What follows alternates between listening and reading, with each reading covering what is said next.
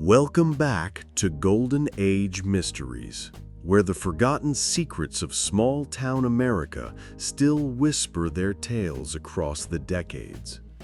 I'm your storyteller, and tonight we return to our series, Small Town Secrets, with a story that shocked the quiet river town of Willowbrook, Pennsylvania, in the spring of 1952. Picture, if you will, a perfect spring evening in May. The dogwood trees are in full bloom, casting their white petals like confetti across manicured lawns. Inside the grandest mansion in Willowbrook, champagne glasses clink and laughter echoes through crystal chandeliers. It's the engagement party of Victoria Ashford, the town's most eligible heiress, and tonight was supposed to be the beginning of her fairy tale ending. But at precisely 11:47 p.m.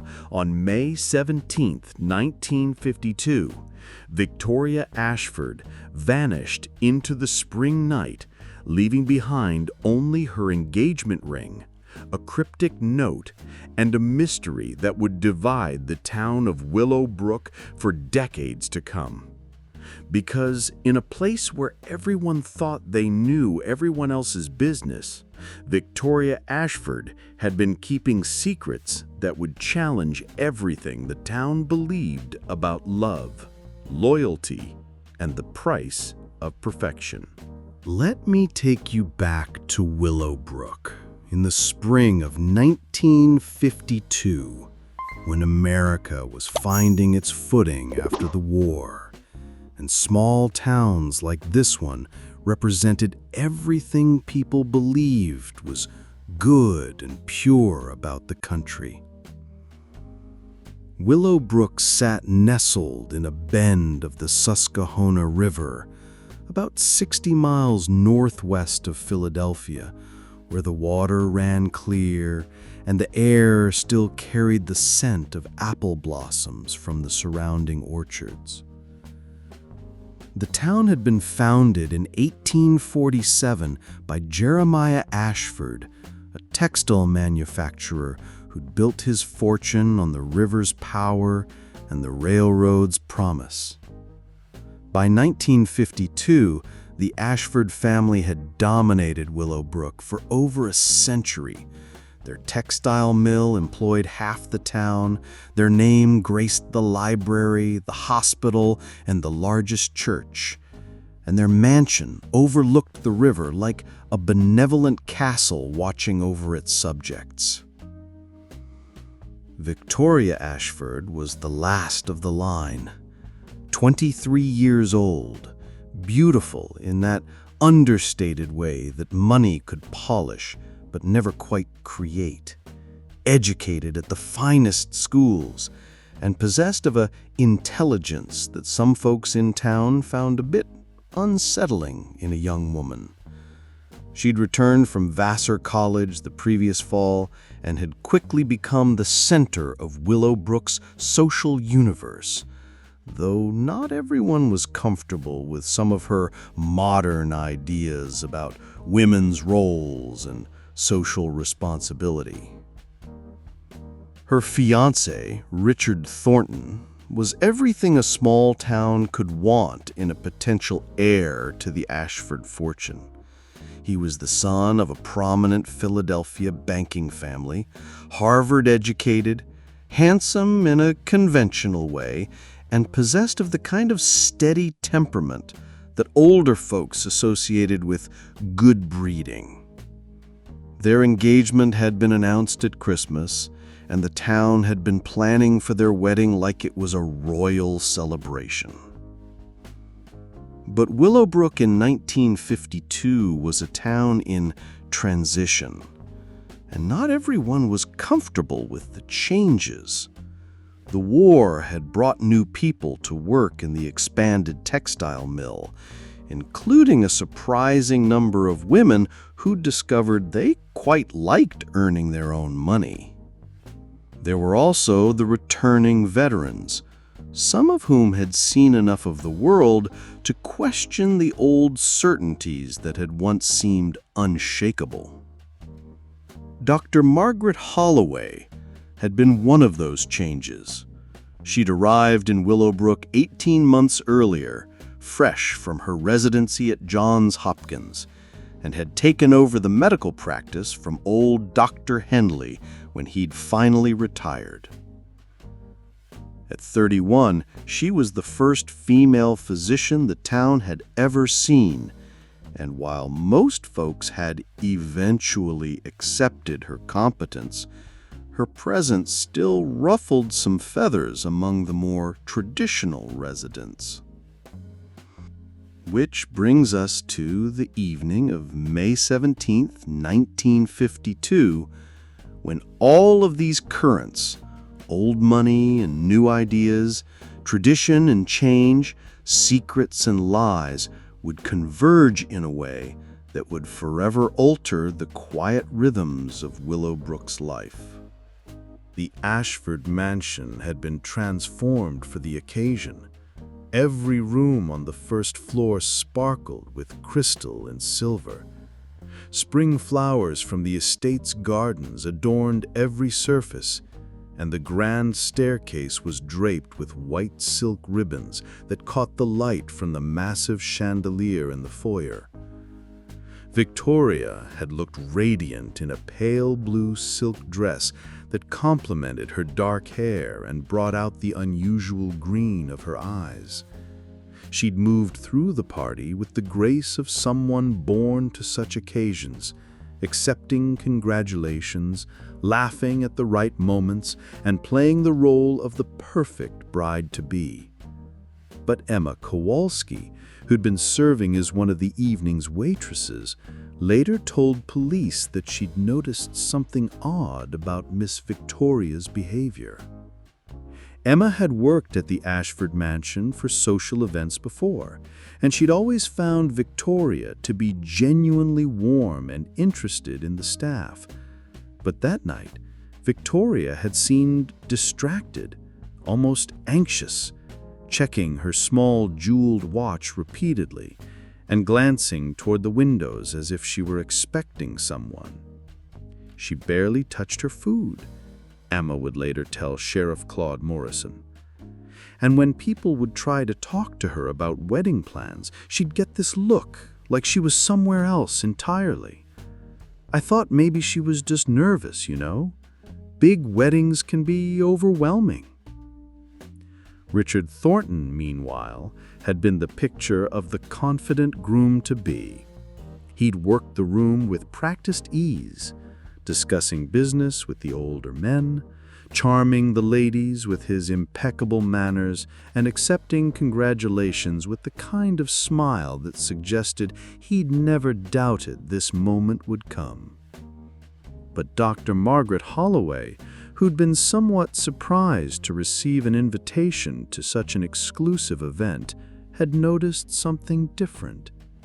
She'd been talking with Victoria near the piano when the younger woman had suddenly gone pale and excused herself. I asked if she was feeling well, Dr. Holloway would later recall. She said she was fine, just needed some air. But I've seen enough patients to know when someone is genuinely distressed. Victoria Ashford was fighting some kind of internal battle that night. At approximately 10:30 p.m., Victoria had made her way upstairs, telling several guests that she needed to freshen up before the evening's final toast. Richard had been deep in conversation with her father, Charles Ashford, about some business matter and barely noticed her departure. Emma Kowalski was clearing glasses from the library when she heard Victoria's heels clicking quickly across the upstairs hallway. She was moving fast, Emma remembered. Not like someone just going to powder her nose, more like someone with a purpose. 20 minutes later, when Victoria hadn't returned for the toast that was supposed to officially seal her engagement, Richard had gone upstairs to check on her. He'd found her bedroom door locked from the inside and no response to his knocking. Charles Ashford had been summoned, and together they'd managed to unlock the door with the master key that Charles kept in his study. What they found inside would haunt both men for the rest of their lives. Victoria's bedroom was empty, but it told a story that no one had expected. The window that overlooked the mansion's side garden was open, with the curtains billowing in the spring breeze. On the dressing table, Victoria's engagement ring sat next to a folded piece of paper, with Richard written in her careful handwriting. But it was what Richard found when he unfolded the note that would send shockwaves through the party, and eventually through all of Willowbrook. "Richard, I'm sorry. I can't do this. I can't be what everyone expects me to be. By the time you read this, I'll be gone. Please don't try to find me. I've made my choice. Victoria." The implications were staggering. Victoria Ashford, heiress to the town's greatest fortune, had apparently run away on the night of her own engagement party? But how? And more importantly, why? Charles Ashford had immediately called Sheriff Morrison, who'd arrived at the mansion within 15 minutes. What he found was a room that looked like someone had left in a hurry, but with deliberate planning. Victoria's evening bag was gone, along with what appeared to be some of her jewelry. Her closet showed signs that someone had carefully selected specific items, not the kind of random packing you'd expect from a panicked flight, but the methodical choosing of someone who'd been planning this for some time. The strange thing, Sheriff Morrison would later note in his report, was that she'd left behind all her most valuable pieces: the diamond necklace her grandmother had given her, the pearl earrings that were supposed to be her something old for the wedding, the gold bracelet her father had given her for her 21st birthday. She'd taken cheaper jewelry, things that wouldn't be immediately missed or easily identified. The open window presented another puzzle. The drop from Victoria's second-floor bedroom to the garden below was at least 15 feet, too far to jump safely. But the massive oak tree that grew near the corner of the house extended one thick branch close enough to the window that an athletic person might be able to reach it. Emma Kowalski, who'd been questioned along with all the other staff, provided a crucial detail. Around 10:45 p.m., while she'd been collecting glasses from the side terrace, she'd heard what sounded like a car engine starting somewhere beyond the garden. She'd thought it was just one of the guests leaving early, but the sound had come from the direction of the old carriage road that ran along the back of the property, a road that hadn't been used for regular traffic in years. I remember thinking it was odd. Nobody uses that old road anymore. It's all overgrown and full of ruts. But I definitely heard a car back there, Emma told the sheriff. Sheriff Morrison had immediately sent deputies to search the old carriage road, and what they found confirmed Emma's account. Fresh tire tracks in the mud, and clear evidence that someone had recently driven through the overgrown path. The tracks led to the main county road, where they disappeared onto the paved surface. But the most disturbing discovery came when Dr. Holloway, who'd remained at the party to help with the crisis, examined the tree branch outside Victoria's window. Caught on the bark was a small piece of blue silk that perfectly matched Victoria's dress. She definitely went out that window, Dr. Holloway confirmed, and she was wearing that dress when she did it. That's quite a risk for someone in evening clothes. As word of Victoria's disappearance spread through the party, the reactions were as telling as the evidence. Charles had seemed genuinely shocked, alternating between anger and bewilderment. "This doesn't make sense," he'd kept repeating. "We were supposed to be married in June. She seemed happy. She seemed excited about our future." Charles Ashford had been devastated, but also confused. "Victoria and I talked about everything," he'd told Sheriff Morrison. "If she was having doubts about the marriage, she would have come to me. She wouldn't have just run away like a common criminal. But as Sheriff Morrison interviewed the remaining guests, a different picture began to emerge.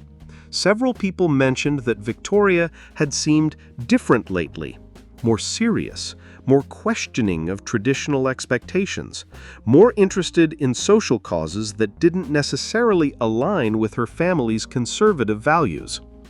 Mrs. Dorothy Henley, the retired doctor's wife, had been particularly observant. Victoria had been asking a lot of questions about women's roles, about what it meant to be truly independent. I thought it was just the natural curiosity of a young woman about to be married, but now I wonder if she was struggling with something deeper. As the party guests finally departed in the early morning hours, leaving behind whispered conversations and shocked speculation, Sheriff Morrison was left with a mystery that would challenge everything he thought he knew about the Ashford family and the quiet town of Willowbrook. Victoria Ashford hadn't just disappeared. She'd carefully planned her escape from everything that was expected of her. The question was, what had driven the town's most privileged young woman to such a desperate act? The next morning brought a flurry of activity that Willowbrook hadn't seen since the end of the war. Sheriff Morrison had called in the state police, and investigators were combing through the Ashford mansion and surrounding grounds, looking for any clue that might explain Victoria's disappearance. Charles Ashford had offered a reward of $5,000 for information leading to Victoria's safe return, an astronomical sum that drew attention from far beyond Willowbrook. Reporters from Philadelphia and Pittsburgh began arriving by noon, and the quiet river town suddenly found itself thrust into the harsh light of public scrutiny. Richard Thornton had been the first person officially questioned, though Sheriff Morrison was careful to describe him as a concerned party rather than a suspect. The interview had taken place in Charles Ashford's study, with the family lawyer present. Richard was cooperative, Sheriff Morrison would later write in his report, but he seemed genuinely baffled by Victoria's actions. He insisted that their relationship was strong, that Victoria had been excited about the wedding, and that he had no idea what might have prompted her to run away. When pressed about whether Victoria had seemed different lately, Richard had acknowledged that she'd been more serious about certain social issues, but he'd attributed that to the natural maturation of someone taking on the responsibilities of marriage and eventual leadership in the community. She'd been talking about wanting to do more charity work, maybe starting a foundation to help working mothers, or expanding the scholarship program at the high school. I thought it was admirable, if a bit idealistic. But it was Dr. Margaret Holloway who provided the first real insight into Victoria's state of mind. She'd requested a private meeting with Sheriff Morrison, claiming she had information that might be relevant to the investigation. "Victoria came to see me 3 weeks ago," Dr. Holloway revealed. "She said she was having trouble sleeping, that she felt anxious about the future. I initially thought it was just pre-wedding nerves, but as we talked, it became clear that she was struggling with much deeper questions." "What kind of questions?" asked Sheriff Morrison. "Questions about identity, about what it means to live an authentic life. She asked me about my decision to become a doctor, about how I'd found the courage to pursue a career that wasn't considered appropriate for women. She seemed fascinated by the idea of choosing one's own path rather than following the one that others had mapped out for her." Dr. Holloway had been careful to maintain patient confidentiality, but she'd felt obligated to share what she considered relevant to the investigation. Victoria wasn't just questioning her engagement to Richard. She was questioning everything: her role in the family business, her obligations to the community, her entire future as it had been planned for her. This revelation had prompted Sheriff Morrison to dig deeper into Victoria's recent activities. What he discovered painted a picture of a young woman who'd been quietly rebelling against the expectations placed upon her. Victoria had been volunteering at the local settlement house, working with immigrant families and women whose husbands had been injured in the war. She'd been reading books about women's rights and social reform, books that weren't typically found in the Ashford family library. And she'd been corresponding with several women she'd met at college who were pursuing unconventional careers. Emma Kowalski, when questioned more thoroughly, revealed that Victoria had been asking unusual questions about life outside of Willowbrook. She wanted to know about my sister who moved to New York City. She asked about what it was like to work in a big city, whether it was scary to be on your own, how much money you needed to get by. I thought she was just curious, but now I wonder if she was planning something. The investigation also uncovered financial irregularities that hadn't been immediately apparent. Victoria had been quietly liquidating some of her personal assets, selling jewelry, cashing in bonds, converting investments to cash. The amounts weren't large enough to trigger automatic notifications to her father, but they totaled nearly $3,000, more than enough to support someone for several months if they were careful. She'd been planning this for months, Sheriff Morrison concluded. This wasn't a sudden decision or an emotional reaction to something that happened at the party. Victoria Ashford had been systematically preparing to disappear. But the question remained, where had she gone, and was she truly acting alone?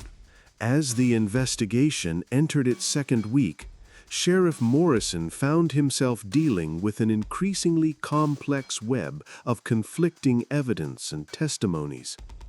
The initial assumption that Victoria had simply run away to escape an unwanted marriage was being challenged by discoveries that suggested something much more complicated.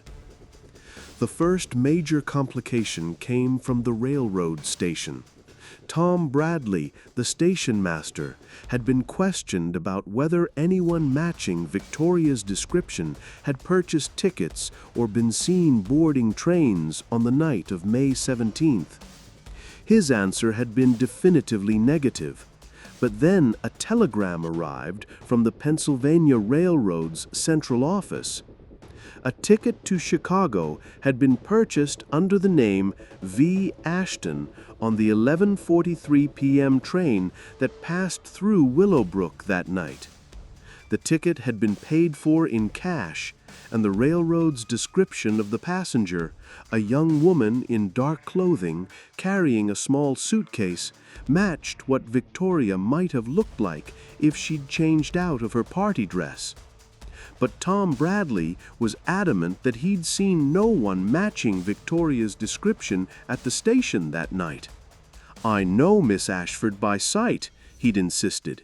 "She's been riding our trains since she was a child. If she'd come through here, I would have noticed, disguise or no disguise." This discrepancy led to the discovery that someone else had been at the station that night.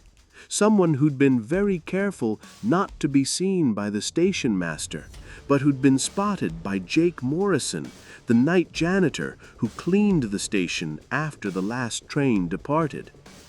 "I saw someone in the shadows around 11:30, Jake had reported. "Couldn't tell if it was a man or a woman. They were wearing a long coat and had a hat pulled down low.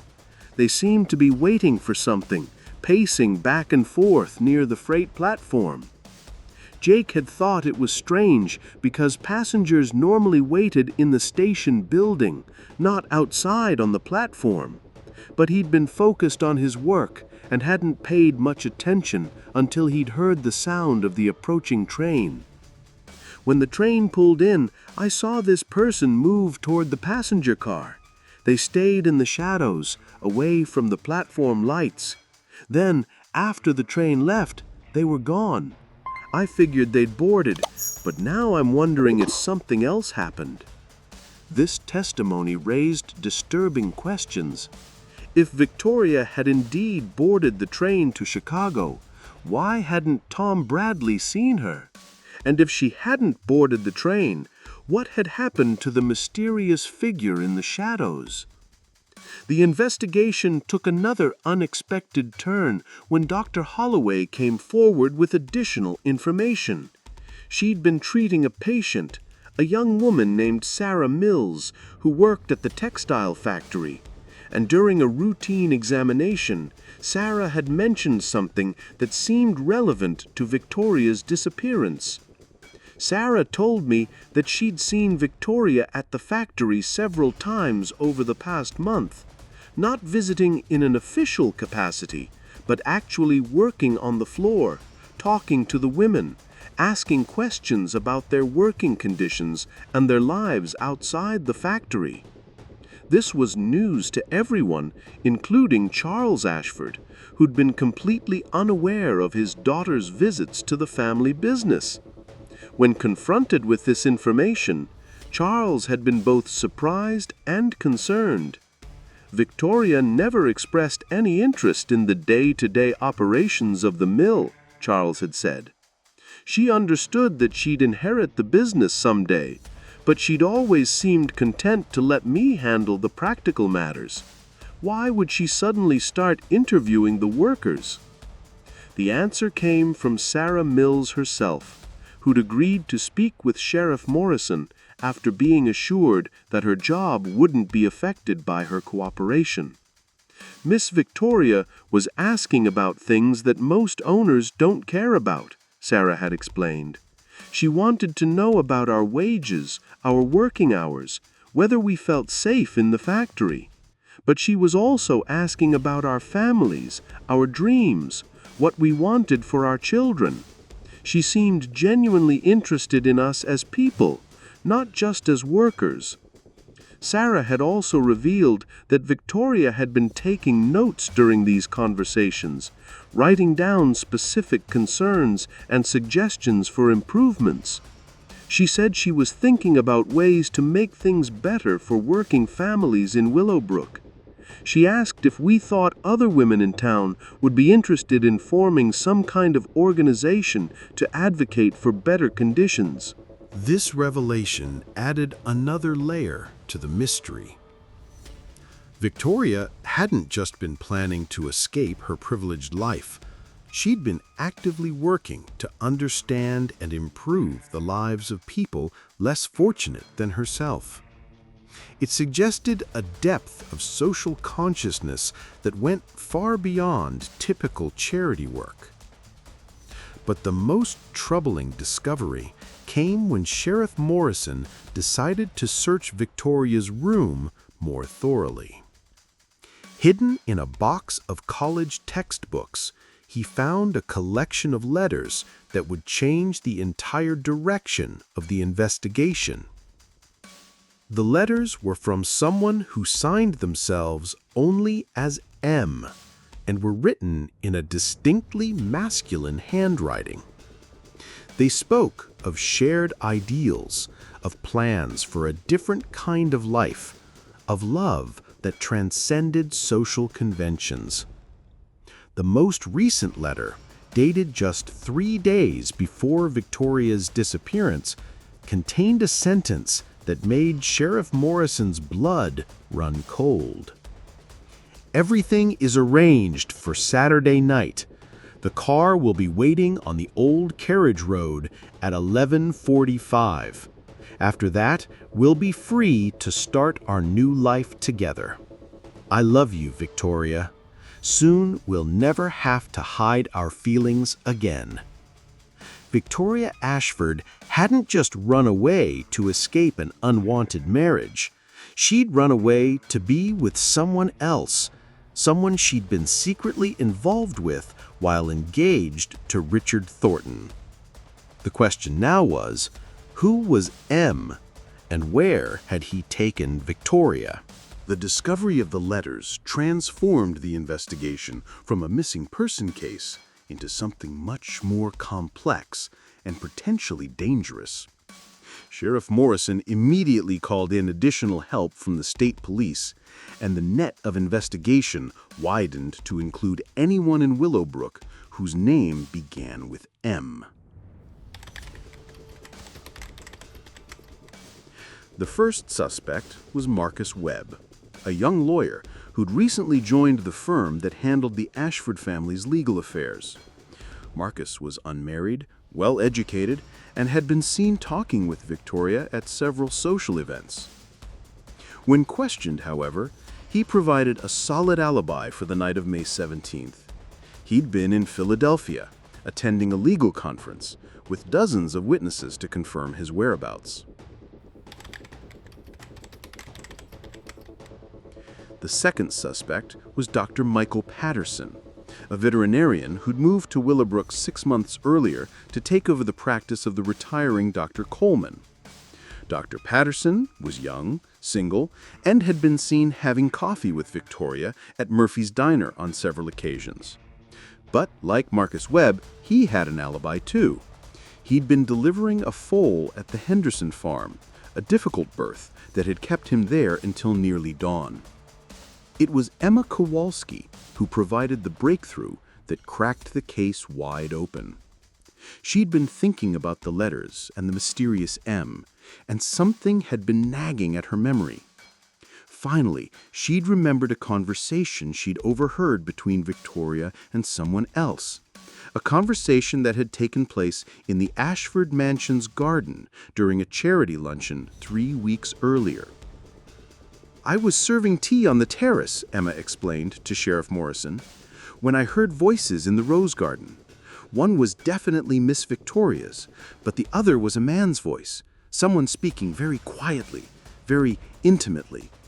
I couldn't make out all the words, but I heard Victoria say something about after the wedding and our plans. The man said something about patience and the right time." "Did you recognize the man's voice?" Sheriff Morrison had asked. Emma had hesitated, clearly troubled by what she was about to reveal. I think it might have been Mr. Martin." Martin Fletcher was the estate manager for the Ashford property, a position he'd held for 8 years. He was 35, unmarried, and had been completely trusted by the family to manage everything from the mansion's maintenance to the landscaping of the extensive gardens. He lived in a small house on the property, was well educated despite his working-class background, and had always been regarded as completely reliable and discreet. The idea that Martin Fletcher might be involved in Victoria's disappearance was almost unthinkable. He'd been present at the engagement party, had helped with the preparations, and had been among the staff questioned immediately after Victoria's disappearance. His manner had been appropriately concerned, and he'd offered to help with the search in any way possible. But as Sheriff Morrison began to examine Martin's background more closely, disturbing details began to emerge. Martin had been educated at the University of Pennsylvania on a scholarship, where he'd studied literature and philosophy before financial pressures had forced him to leave school and find work. He was well-read, articulate, and held progressive views on social issues that would have aligned closely with Victoria's emerging interests. More significantly, Martin had been absent from the engagement party for a crucial 20-minute period, from 10:40 to 11 p.m., claiming he'd been dealing with a problem in the kitchen. But when Sheriff Morrison checked with the kitchen staff, no one remembered any problem that had required Martin's attention. The case against Martin Fletcher was strengthened when investigators searched his cottage and found evidence that he'd been planning to leave Willowbrook. His personal belongings were already partially packed, his bank account had been closed the previous day, and his landlord had been given notice that he'd be terminating his lease at the end of the month.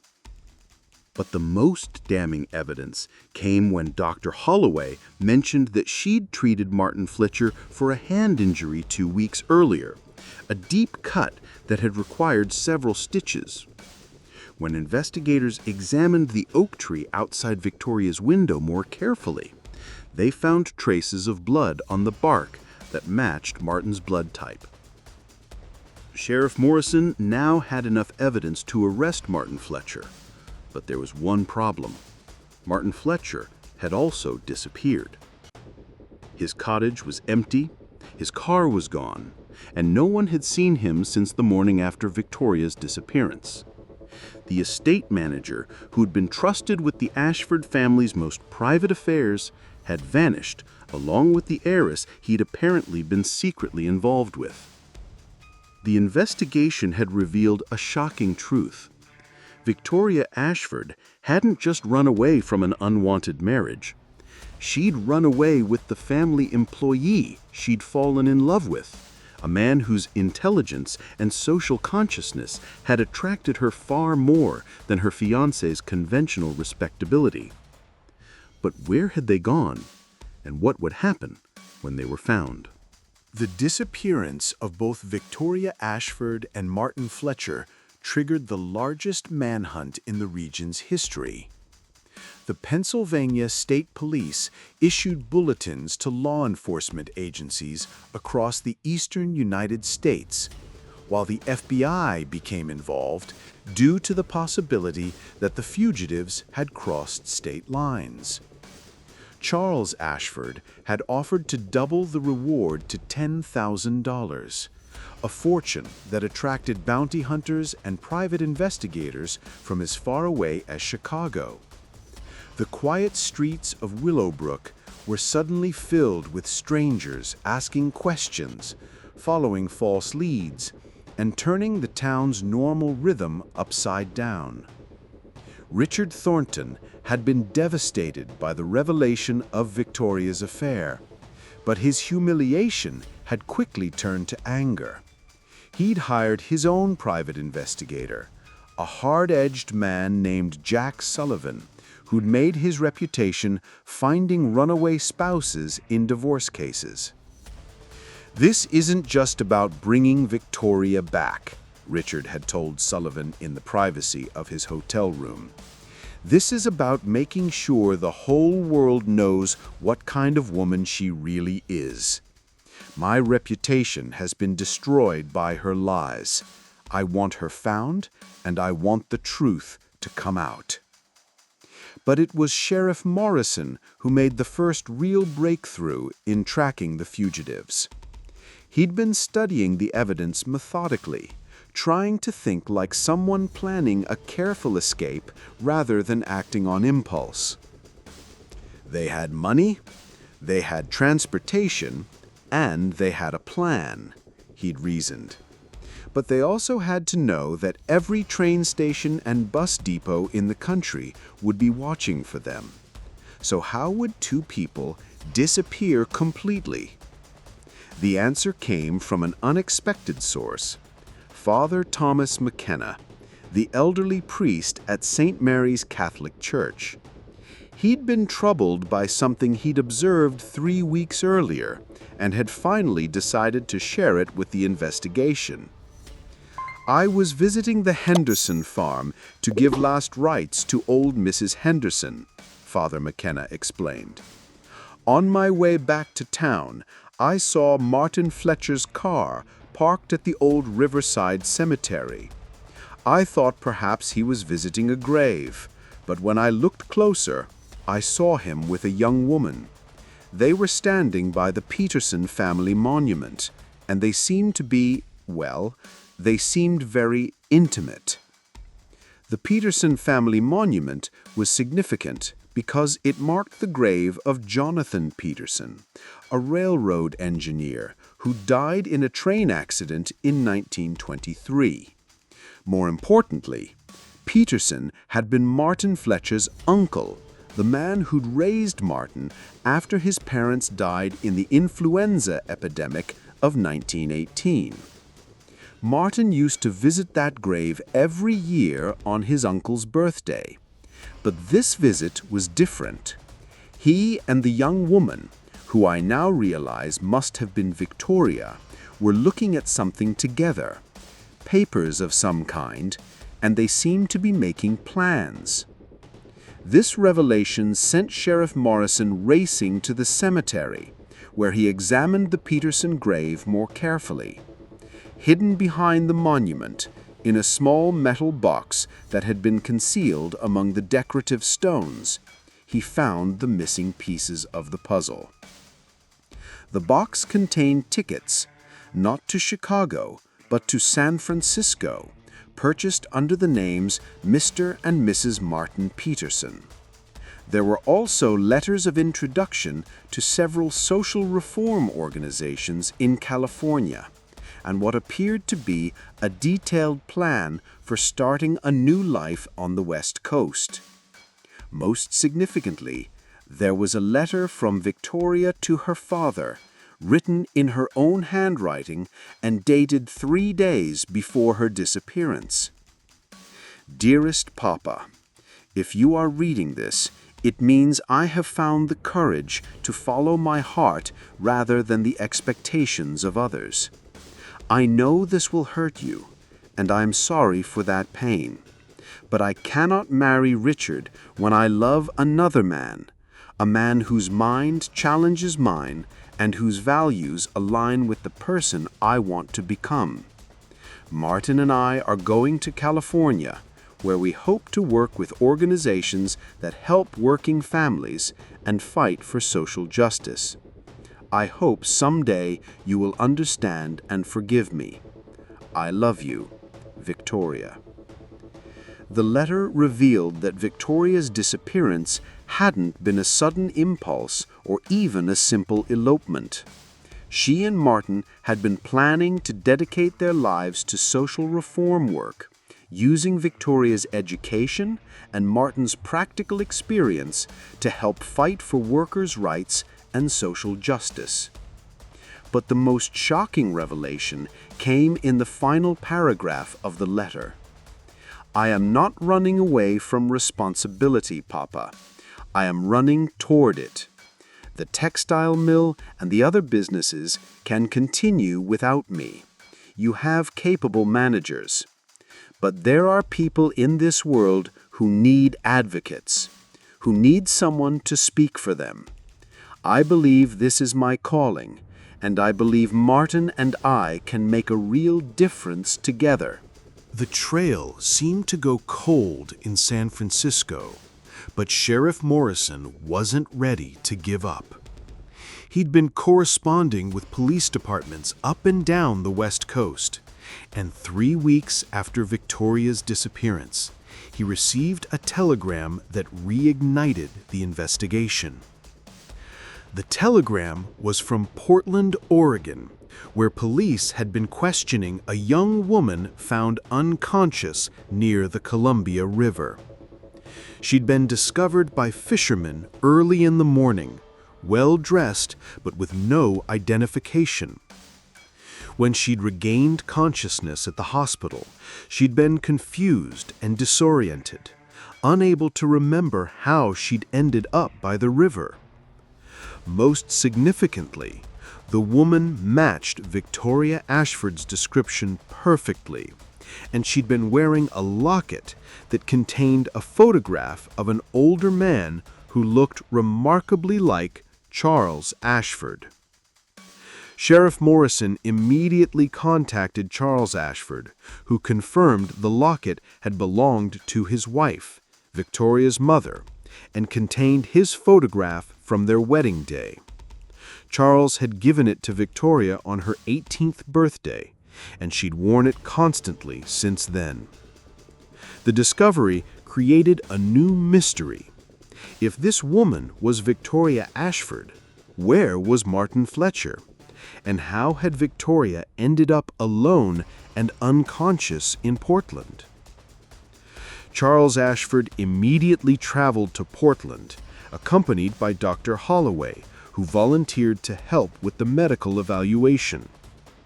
When they arrived at the hospital, however, they found a situation more complicated than anyone had anticipated. The young woman lying in the hospital bed looked exactly like Victoria Ashford, but her behavior was completely different. She was withdrawn, frightened, and seemed to have no memory of her life before waking up in the hospital. More disturbing, she showed signs of physical trauma. bruises on her arms, and what appeared to be a head injury that might explain her amnesia.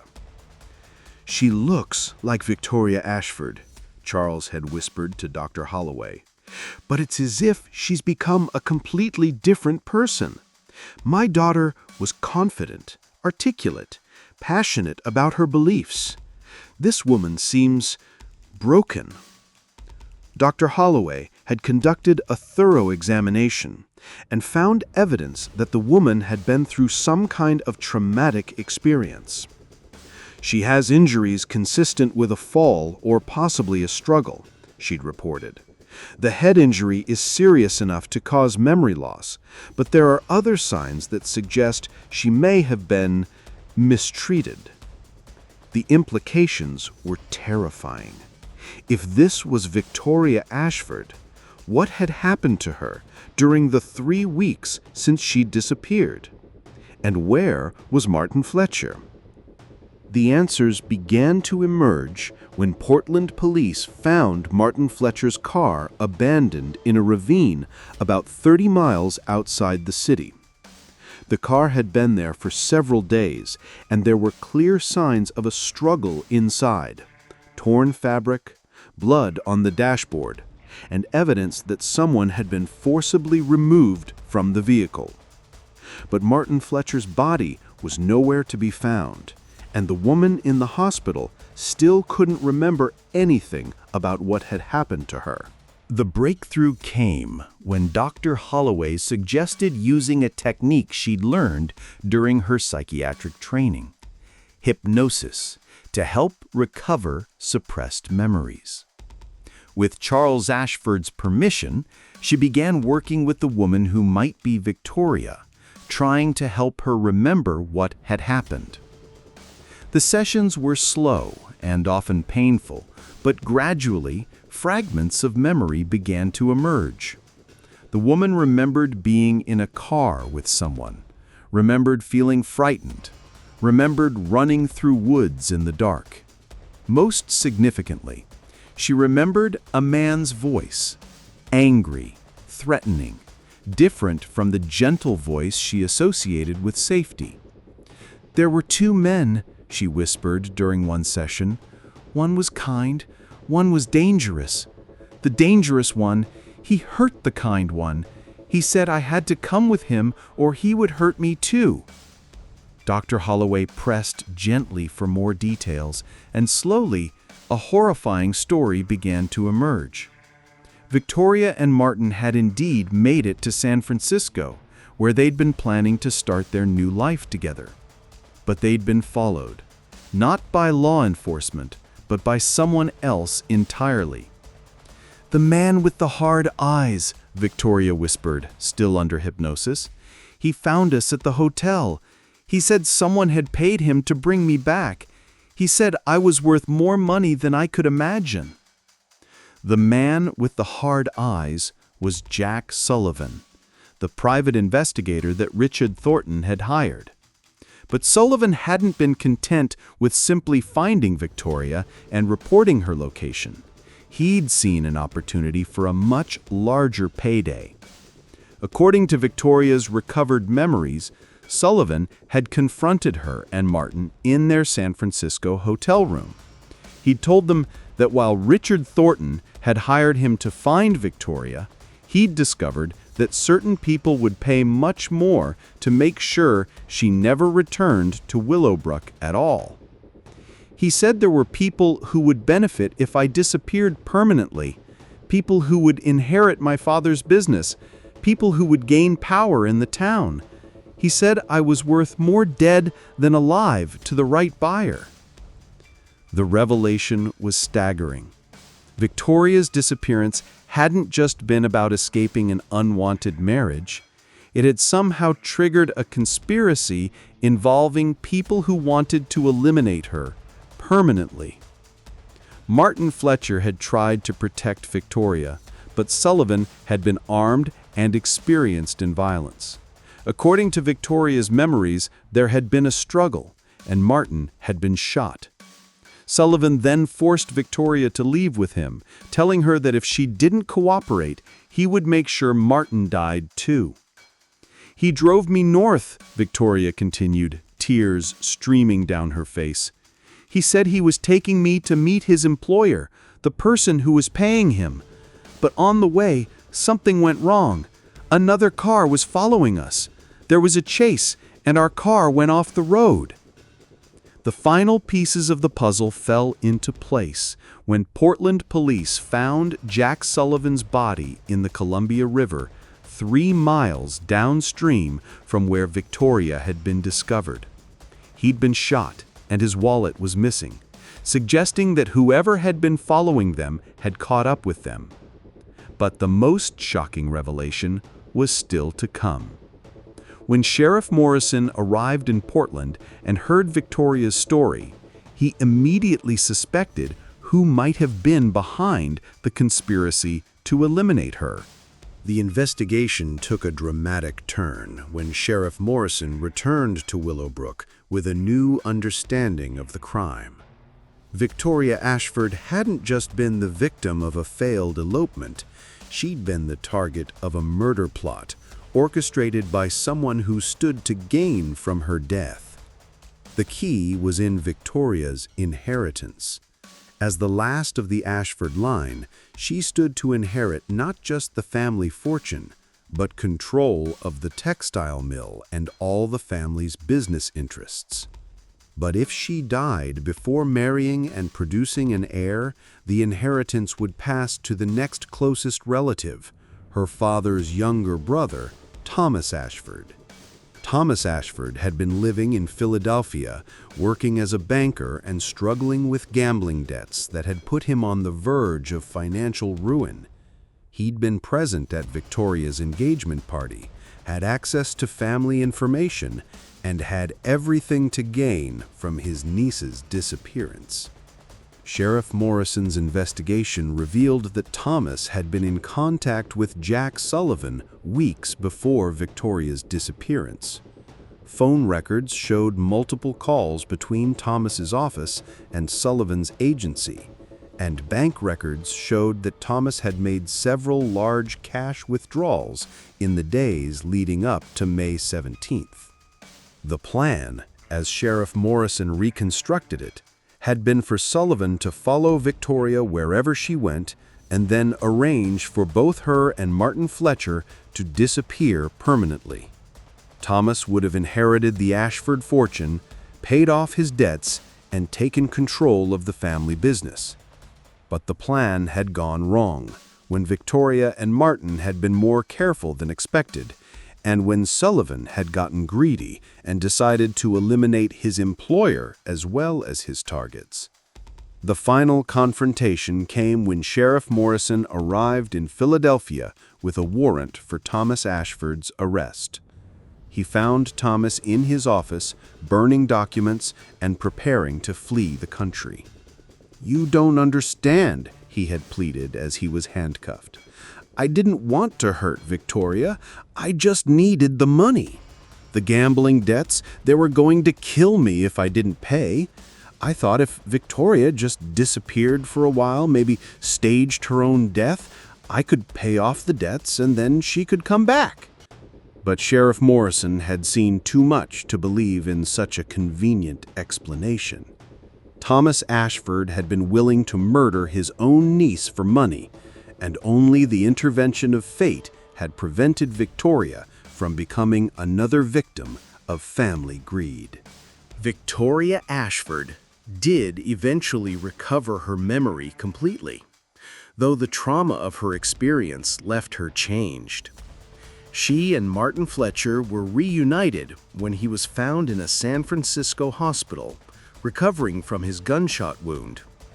They were married in a small ceremony in California, far from the expectations and pressures of Willowbrook. Charles Ashford eventually came to understand his daughter's choice, though it took time for him to forgive her deception. He restructured the family business to be more responsive to workers' needs. Influenced by Victoria's letters about social justice and workers' rights. Richard Thornton left Willowbrook immediately after the truth came out, his reputation damaged by his association with the murder plot, even though he had been an unwitting participant. He eventually moved to Europe, where he married a French heiress and never returned to America. Thomas Ashford was convicted of conspiracy to commit murder and sentenced to life in prison. He died there in 1967, never having paid off his gambling debts or achieved the fortune he had been so desperate to obtain. As for Willowbrook, the town slowly returned to its quiet rhythms, though the scandal had changed it permanently. The textile mill continued to operate, but with better conditions for workers and a more progressive approach to labor relations. The Ashford mansion was eventually donated to the town and became a community center, serving the very people that Victoria had wanted to help. Dr. Margaret Holloway continued her practice in Willowbrook, becoming a respected member of the community and an advocate for women's rights. She never married, but she often said that her experience with Victoria's case had taught her that sometimes the greatest courage comes from choosing your own path, regardless of what others expect. And sometimes, on quiet spring evenings when the dogwood trees are in bloom, old-timers in Willowbrook still tell the story of the heiress who chose love over luxury, justice over convention, and authentic life over comfortable lies. They remember it as a reminder that even in the smallest towns, the human heart can harbor the biggest secrets, and that sometimes the most shocking mysteries are resolved not by clever detective work, but by the simple courage to tell the truth.